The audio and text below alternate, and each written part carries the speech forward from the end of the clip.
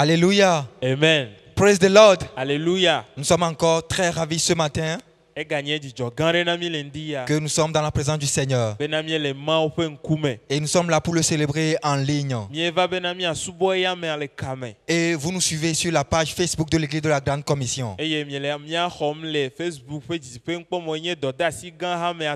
sur la chaîne YouTube également. Et nous vous prions, vous qui nous suivez en ce moment, de partager le lien avec vos frères et vos sœurs. Et nous vous souhaitons la cordiale bienvenue à cette célébration du jour. Et pour commencer très rapidement, nous allons inviter le groupe musical à nous conduire dans un moment de louange et d'adoration. Dunamis. Alléluia.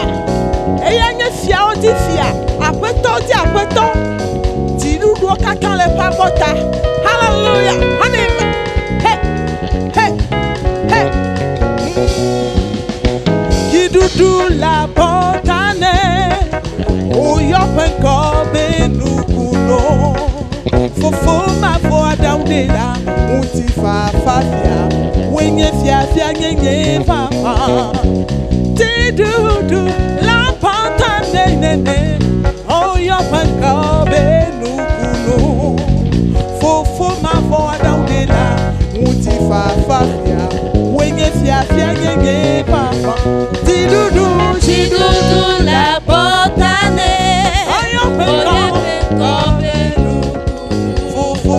Fofo ma voda de la Tifa wenye fia nenye Tidudu la botane Oya me come nukuno Fofo ma voda de la Tifa wenye fia nenye Abafia Kristo nedo odechi wenye fia nenye Abafia Kristo nedo odechi wenye fia nenye Tidudu la botane Oya peko benukunu Fofo ma voda de la Tifa wenye fia nenye Tidudu la botane Oya peko benukunu Fofo ma voda de la Tifa wenye fia nenye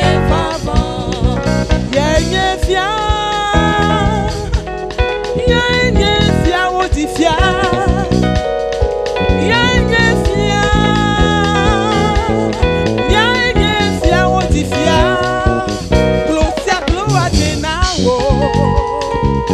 Adesiade amwe bebe Yesu Kristo yenye fia otifia yenye fia baba yenye fia otifia yenye fia otifia Closer atenawo Adesiade abwe bebe Yesu Kristo yenye fia otifia Closer atenawo Adesiade abwe bebe Yesu Kristo yenye fia otifia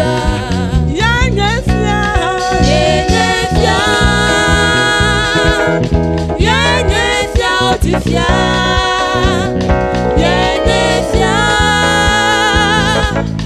yenye fia otifia Closer atenawo Adesiade abwe bebe Yesu Kristo yenye fia otifia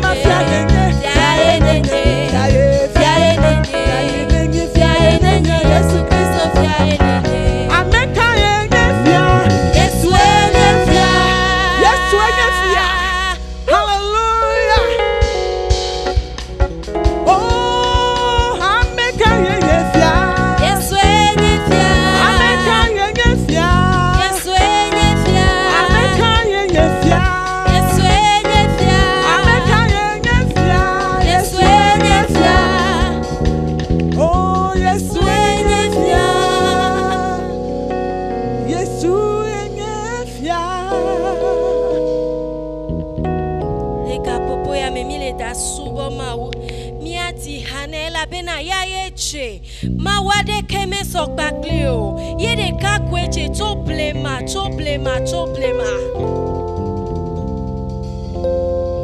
Oh, affetant. Et super.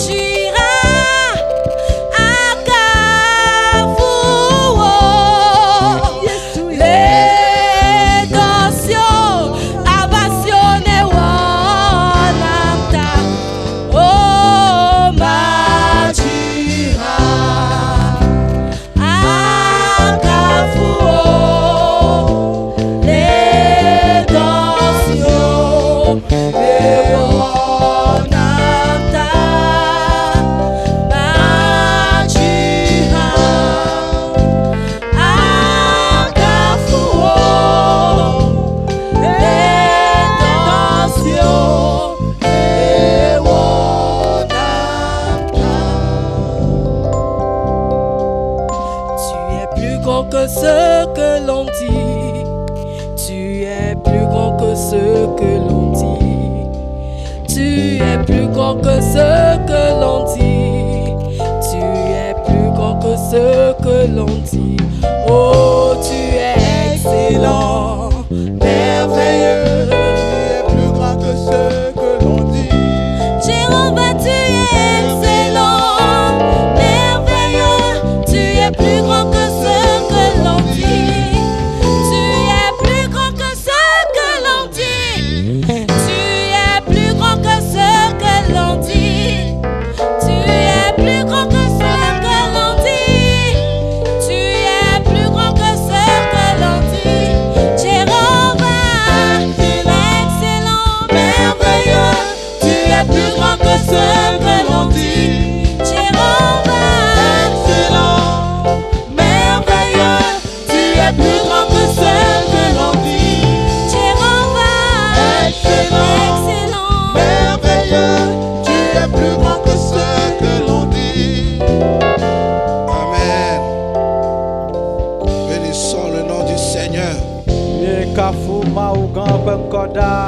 Notre Dieu est excellent.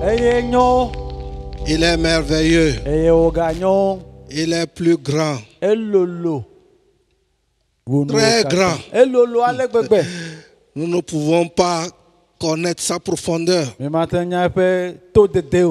sa largeur, sa hauteur. Nous ne pouvons pas le sonder. Bénissons le Seigneur pour ce jour. Nous allons prier. Seigneur Tout-Puissant, Saint-Esprit, nous te célébrons. Nous te glorifions. Viens encore en ce jour manifester la gloire du Seigneur. Saint-Esprit, viens élever Jésus dans nos vies. Reçois la gloire pour la parole que tu vas semer dans nos cœurs. Au nom de Jésus. Amen. Amen. Bénissons le nom du Seigneur pour ce moment solennel. C'est encore un jour du Seigneur où nous élevons le nom du roi des rois. Bon, dimanche passé, nous avons pu terminer le dernier élément du fruit de l'esprit.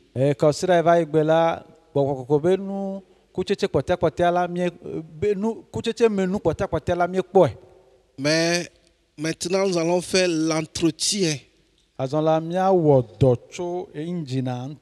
L'entretien pour porter du fruit.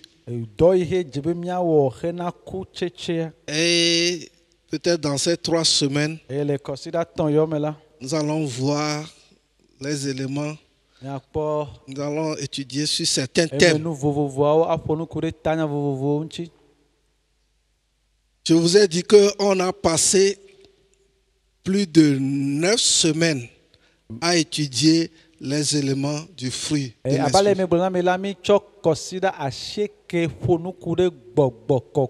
On a étudié plus, je dis plus.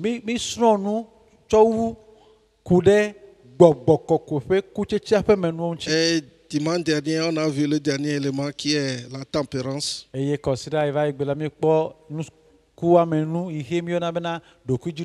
aujourd'hui, nous allons étudier sur les ennemis. Les ennemis d'une bonne productivité. Amen. Quand nous parlons des ennemis, nous parlons de tout ce qui empêche la productivité, la production de bons fruits. On va toujours encore lire, on va lire Matthieu 3, le verset 7 et 8. Je pense que comme vous m'écoutez maintenant, vous connaissez ce verset. Tout le monde connaît ça. Toi qui me vois, toi qui m'écoutes, tu dois connaître ce verset. Matthieu 3, versets 7 à 8. Mais voyant venir à son baptême beaucoup de pharisiens et de sadducéens, il leur dit: race de vipères, qui vous a appris à fuir la colère à venir? Produisez donc du fruit digne de la repentance. Amen. Produis le fruit digne de la repentance.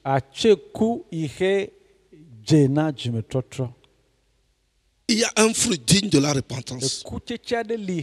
Et nous avons vu ces éléments. Maintenant, nous sommes en train de voir les ennemis. Qu'appelle-t-on ennemi? Ou bien adversaire.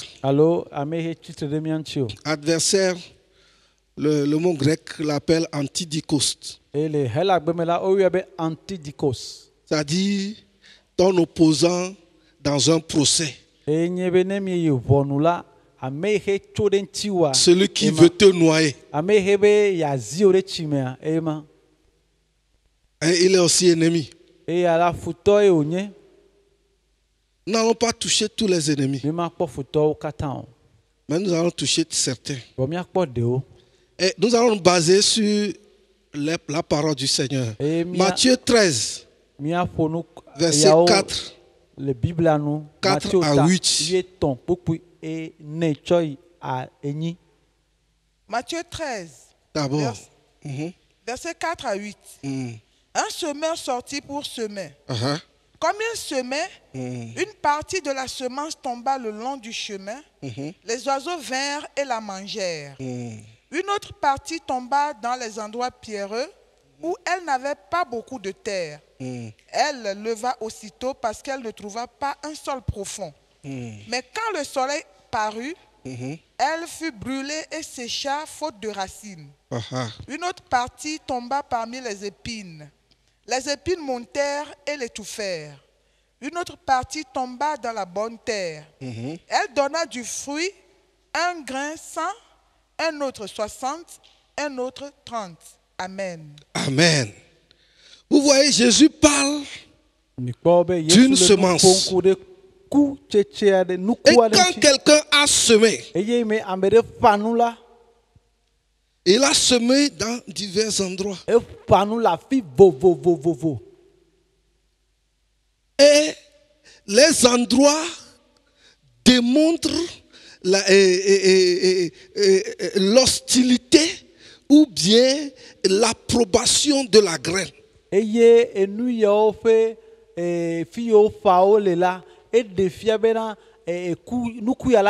La semence n'a pas de problème. Mais l'endroit où la semence a été semée, c'est ça qui est le problème. C'est pourquoi les endroits là dont parle Jésus ici concernent l'état de nos cœurs,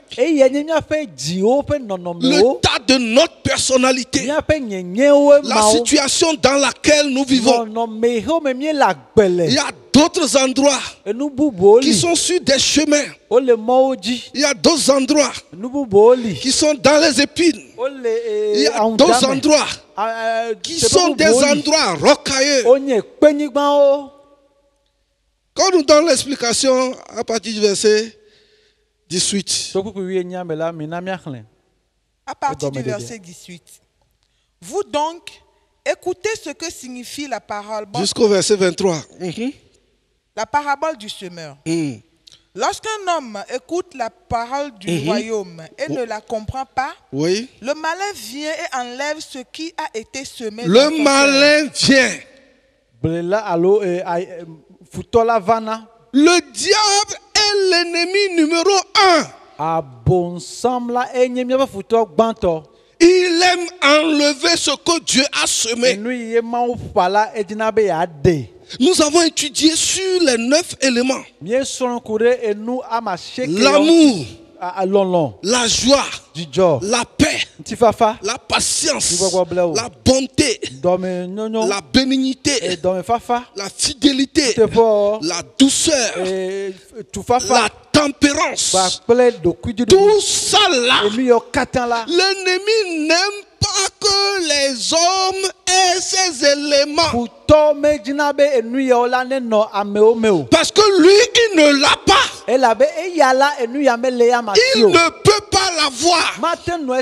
Et la seule chose qui peut t'éloigner c'est-à-dire des aléas du diable, ce sont ces éléments-là.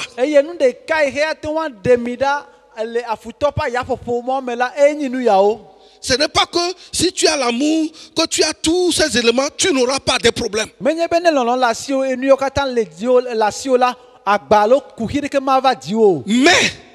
voilà. Si tu ne l'as pas, tu as plus de problèmes. Parce que je vous ai dit que concernant les dons du Saint-Esprit, le diable en a. Il a la parole de connaissance. Il a la parole de sagesse. Il a le discernement des esprits. Il a la foi. Il a le don de guérison. Il produit des miracles. Il a la prophétie. Il a le parler en langue. Il a même l'interprétation des langues. Mais ce qu'il ne peut pas avoir, c'est qu'il ne peut pas avoir l'amour. Il ne peut pas avoir la joie. Il ne peut pas avoir la paix. C'est pourquoi quand Dieu sème la paix dans ta vie, l'ennemi veut l'enlever. C'est pourquoi fais attention. Ma soeur continue de parler. Cet homme est celui qui a reçu la semence le long du chemin.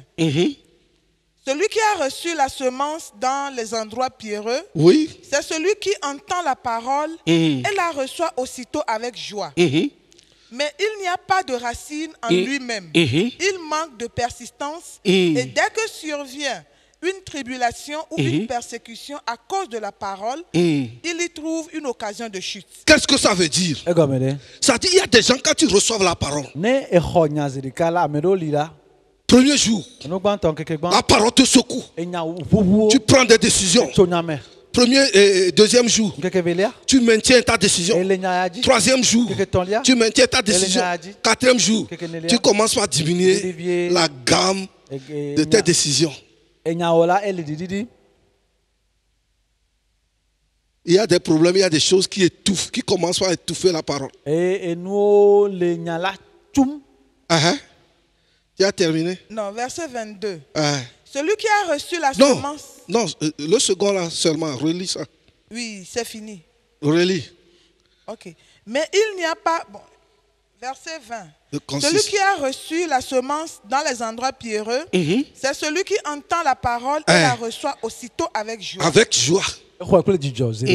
Mais il n'y a pas de racine en lui-même. Il n'y a pas de racine.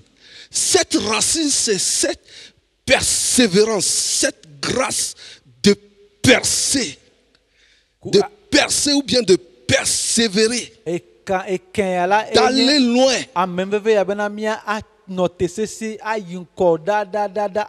C'est pourquoi le diable a fait que les gens n'ont pas de racines. Les gens n'ont pas de fondement solide. Ça dit, ils sont venus à l'église pour les miracles. Ils sont venus à l'église pour le mariage. Ils sont venus à l'église pour les enfants. Ils sont venus à l'église pour le travail. Ils sont venus à l'église pour que leurs ennemis meurent. Si tu t'appuies sur ça et que tu es dans le Seigneur, tu n'as pas de racine. Parce que Jésus n'est pas dans ça. Il est vrai que Jésus donne des enfants. Mais ce n'est pas la finalité de Jésus. La racine même, c'est la vie éternelle.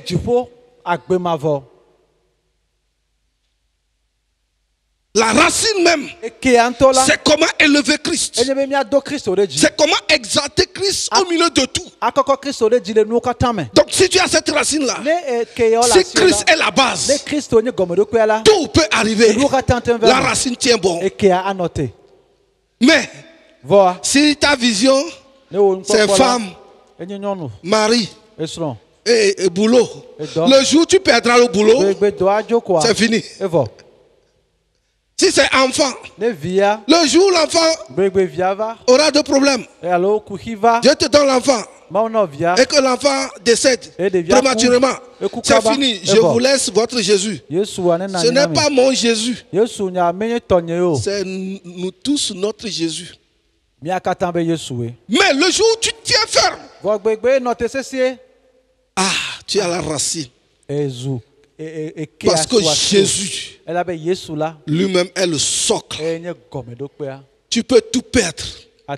Mais si tu as Jésus, tu n'as rien perdu. Tu peux tout avoir. Mais si tu n'as pas Jésus, qui est la racine, ça va sécher. Parce que Aucune prière ne peut immuniser des problèmes.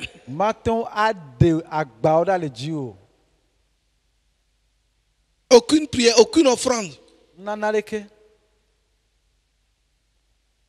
Oui, continue maintenant.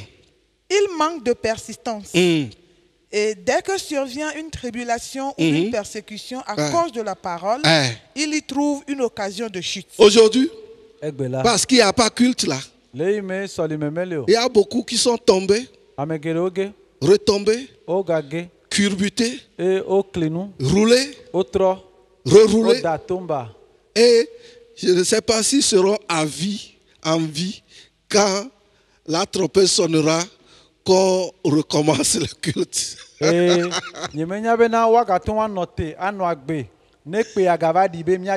Ah, que Dieu nous accorde la grâce. Ces ennemis doivent être combattus. Parce que tu dois avoir la racine. C'est ce qui te pousse maintenant à revoir ta relation avec Christ. N'appuie pas ta relation avec Christ sur les choses de ce monde. Non. Parce que le monde passe et ça convoitise aussi. Les choses peuvent passer. Ma soeur. Le verset 22. Oui. Celui qui a reçu la semence parmi les épines, c'est celui qui entend la parole, mais en qui les soucis du siècle et la séduction des richesses étouffent cette parole et la rendent infructueuse. Nous vivons dans un monde maintenant, avec cette pandémie, qui est en train d'engloutir toute une année.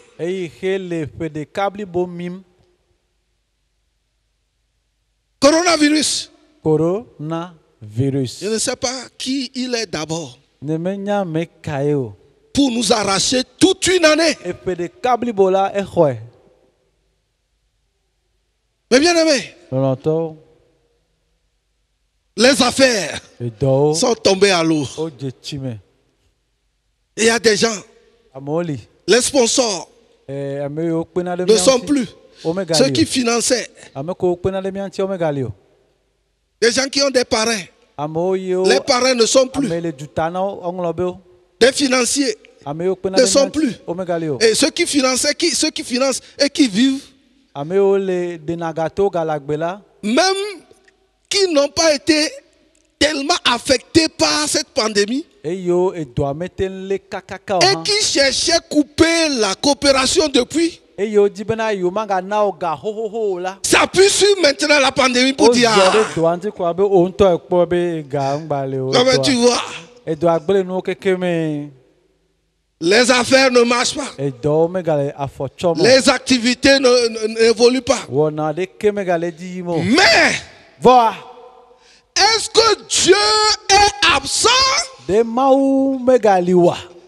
Le créateur du ciel et de la terre. Même si tout s'effondre, si tout est ruiné, le créateur est là. Jésus dit, Jean 11, verset 25 et 26. Il parlait devant une situation chaotique. Mon frère, ma soeur, ne permets pas aux besoins de ce monde, au plaisir de cette terre, de tuer le géant, le génie créateur qui est en toi. Ne baisse pas les bras. Nous sommes sur un champ de bataille. L'ennemi a déjà échoué avant d'engager la bataille. C'est pourquoi, quel que soit ce qui va se passer, tu es plus que vainqueur. Écoutez ce que Jésus dit. Jean 11, versets 25 et 26. Jean 11, verset 25 et le verset 26. Jésus lui dit, « Je suis la résurrection et la vie.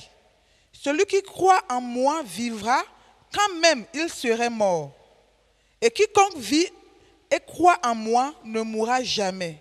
Crois-tu cela? » Amen. Amen. Amen. Jésus parlait à Marthe quand leur frère Lazare était mort. Et Marthe disait au Seigneur, Seigneur, si tu eusses été ici, mon frère ne serait pas mort. Et Jésus dit, je suis. Il n'a pas dit j'étais. Il n'a pas dit je serai la résurrection et la vie. Il dit je suis la résurrection et la vie. Quiconque croit en moi vivra. Et il demande à Marthe, crois-tu en cela? Qu'est-ce que ça veut dire? Les ennemis font tout pour nous arracher la foi. Les plaisirs du monde, c'est-à-dire les besoins de cette vie, la nourriture, l'habit, la protection, les maisons, moyens de locomotion, sont d'autres paramètres qui sont des ennemis. Qui veulent étouffer. Mais nous sommes plus que vainqueurs. Nous sommes plus que vainqueurs. Mon frère, ma soeur, tu es plus que vainqueur. Mon frère, ma soeur, il y a l'ennemi qui empêche ces éléments du fruit, l'amour, la joie, la paix, jusqu'à la tempérance, d'évoluer, de croître en nous. Mais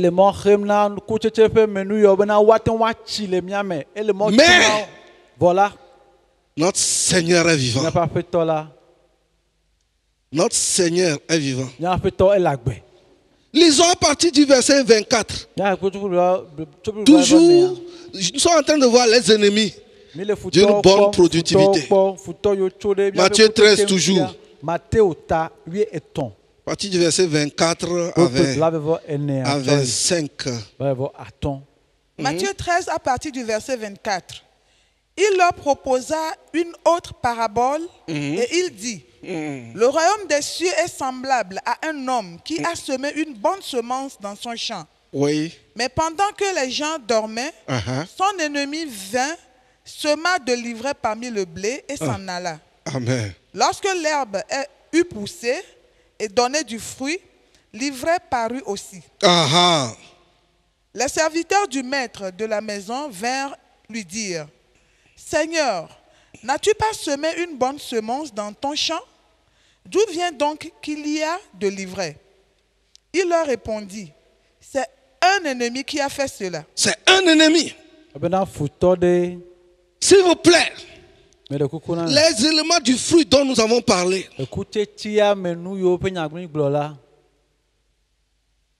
ont des ennemis. Et ces ennemis ne vont pas mourir jusqu'à la fin des temps. Nous devons vivre avec. Oui, comme quelques-uns sont en train de dire qu'avec le coronavirus maintenant, nous devons vivre avec.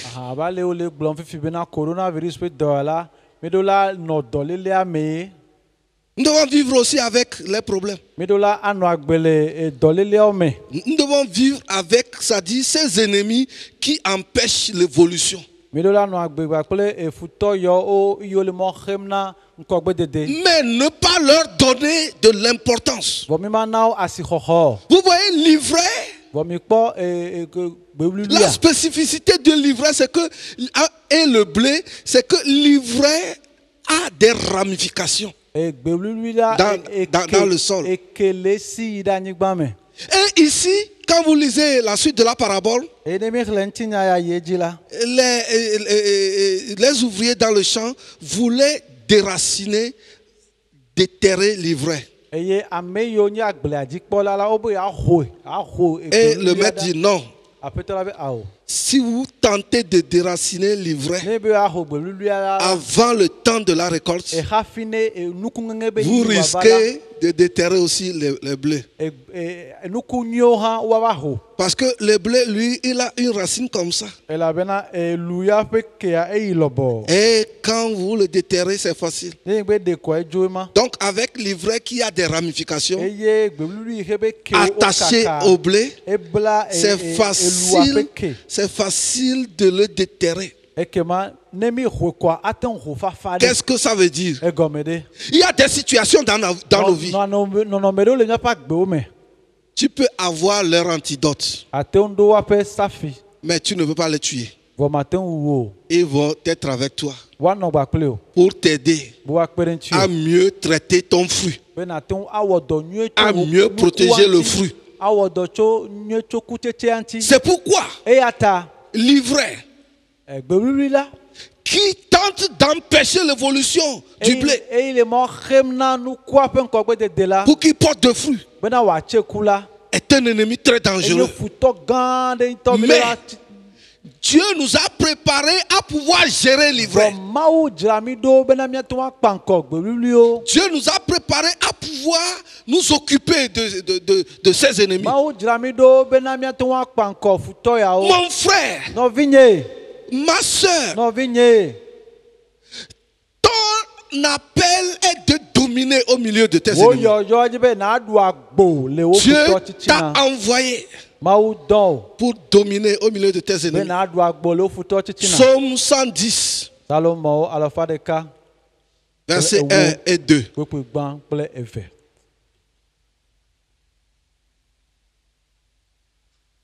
Psaume 110.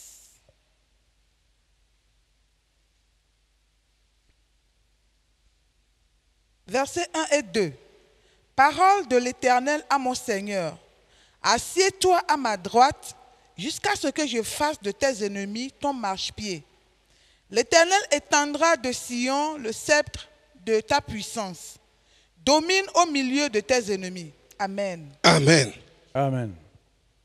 Les ennemis qui empêchent la bonne productivité sont sous le contrôle de Dieu. Et Dieu dit à son oint, assieds-toi à ma droite jusqu'à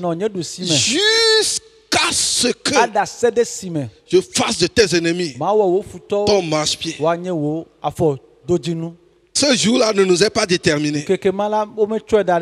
Mais voilà, il étendra son sceptre et nous donnera la grâce. Il dit domine au milieu de tes ennemis. Tous ces ennemis dont nous parlons, tous ces ennemis visibles comme invisibles, il y a dans la catégorisation. On les met à deux côtés. Il y a les ennemis internes et il y a les ennemis externes. Et mais la Bible dit domine au milieu de tes ennemis, qu'ils soient externes ou bien internes, tu dois dominer sur eux. Mes frères, mes soeurs, il y a des ennemis qui empêchent que les valeurs de Dieu dans ta vie ne croissent. Qui empêchent que ces éléments de fruits-là ne se développent et n'arrivent à maturité. C'est pourquoi toi aussi tu dois lutter. Tu dois te battre.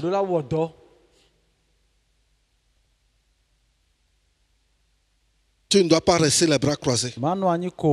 Tu ne dois pas être ignorant aussi. Mais tu dois comprendre qu'il y a des enjeux importants pour lesquels tu dois lutter. Que le Seigneur te bénisse. Qu'il te soutienne afin que tu domines au milieu de tes ennemis. Amen. Amen.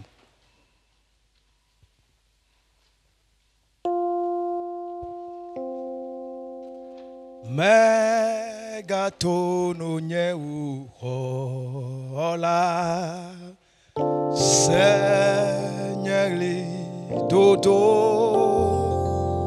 au na jabubu hola meganglombe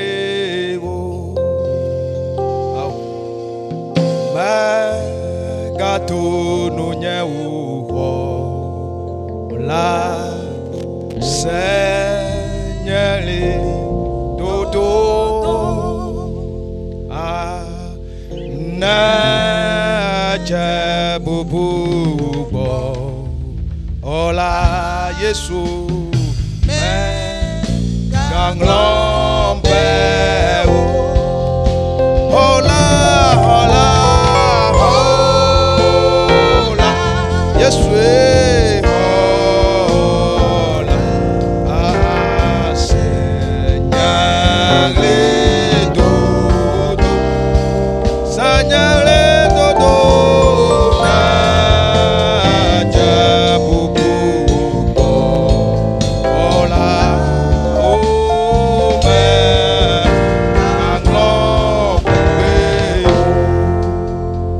Alléluia.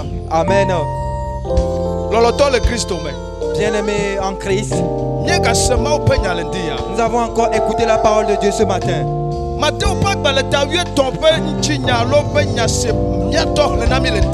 L'histoire qui nous est relatée dans le livre de Matthieu chapitre 13 que notre papa nous a raconté ce matin. Et j'ai longtemps médité sur cette parole au cours de cette semaine. Et ce matin encore, Dieu confirme cette parole en l'amenant de nouveau. Dans le livre de Exode chapitre 9, Genèse chapitre 9, Genèse chapitre 9, Genèse, oui. Chapitre 2, verset 9. Genèse chapitre 2, verset 9, autant pour moi.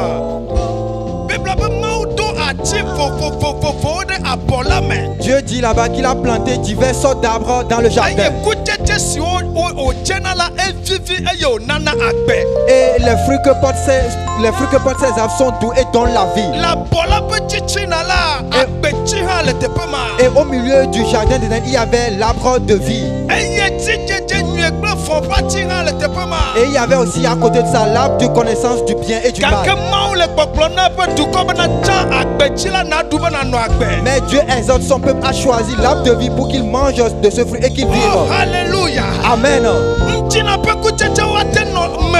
Tu peux porter les fruits de la vie. Mais le fruit de l'esprit fera que tu vas vivre longtemps.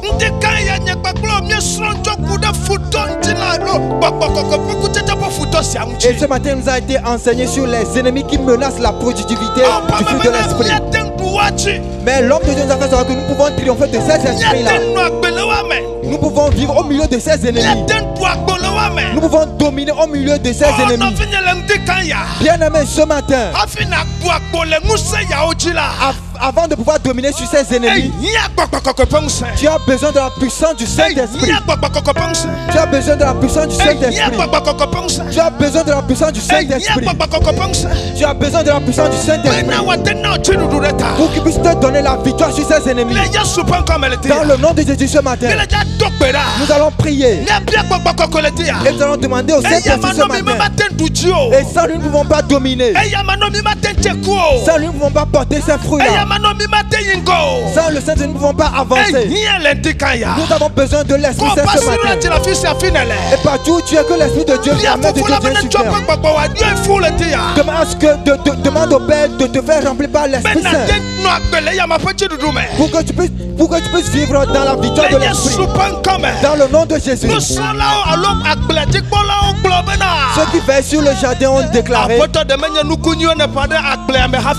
Tu n'as pas planté de bons fruits, de bons arbres.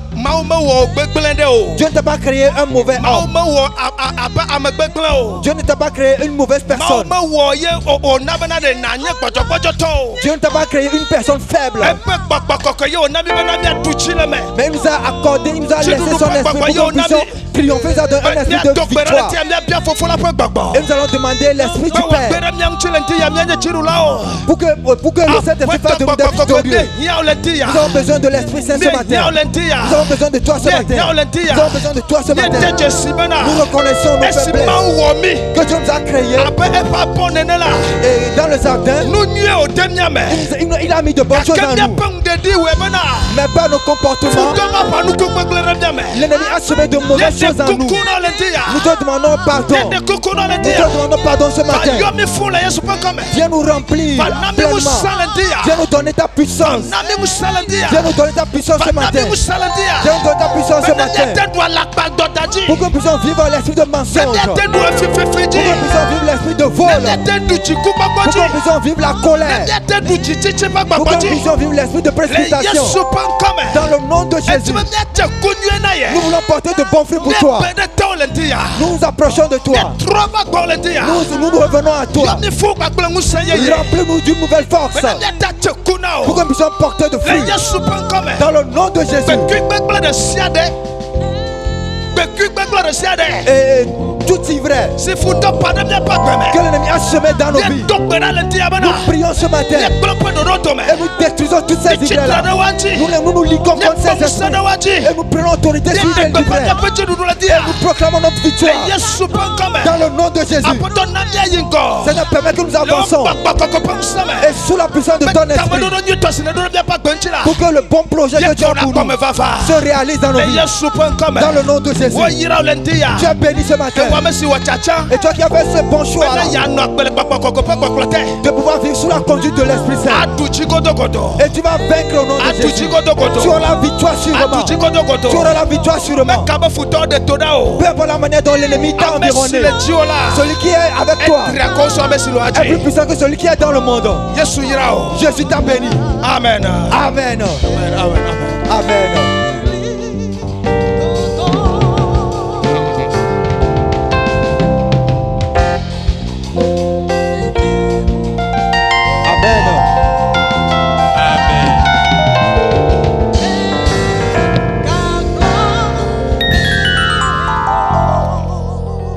Alléluia. Amen. Nous remercions une fois encore le nom du Seigneur.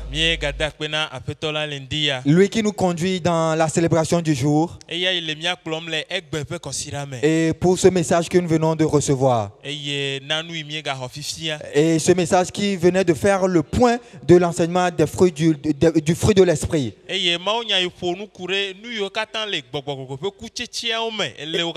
Et ces ennemis-là qui peuvent nous empêcher à pouvoir porter le fruit de l'esprit. Bien-aimés, chers internautes, vous qui nous suivez en ce moment, nous vous remercions d'avoir été en ligne avec nous. Et que le Seigneur bénisse votre présence en ligne ce matin. Et merci également de partager cette parole-là avec les frères et vos sœurs. Et que le Seigneur vous bénisse. À la prochaine. Amen. Amen.